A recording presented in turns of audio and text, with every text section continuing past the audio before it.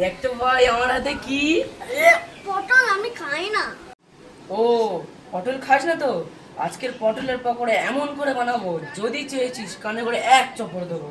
পটলের সামনে ও পিছনের মুখগুলো কেটে নিয়ে চালা করে নেব। এইভাবে আমি ফ্লাওয়ার শেপে কেটে নেব।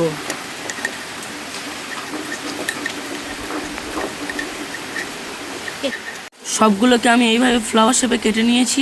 এবার লবণ, লঙ্কার গুঁড়ো, হলুদ গুঁড়ো দিয়ে সবগুলোকে মাখিয়ে নেব। করে মাখিয়ে এগুলোকে এক সাইডে রেখে দেবো। এখানে আমি ব্যাটারের জন্য বেসন, ময়দা, 2 চামচ মতো কর্নফ্লাওয়ার, ওপর থেকে কালা জিরে, ঝালের গুঁড়ো, হলুদের গুঁড়ো, লবণ দিয়ে সবগুলোকে একসঙ্গে মেখে নেব। অল্প অল্প করে পানি দিয়ে আমি ব্যাটারটা গুলে নেব। ব্যাটারটা গোলার পরে এর মধ্যে আমি আদা রসুনের পেস্টটা দিলাম, যাতে এর সঙ্গে ভালো করে মেখে যায়। সবশেষে আমি উপর থেকে ধনেপাতা ছড়িয়ে দেব। এবার আমি এক এক করে বেসনে চুবিয়ে তেলে ভেজে নেব।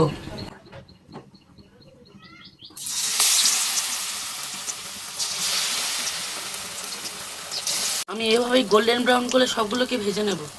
দেখো বন্ধুরা, আর পটলের পকোড়াগুলো সব রেডি করে ফেলেছি। এখন ভাইকে ঘিয়ে দেবো। এটা পটলের পকোড়া, পুরো তো অট্টা পাতার মতন দেখতে।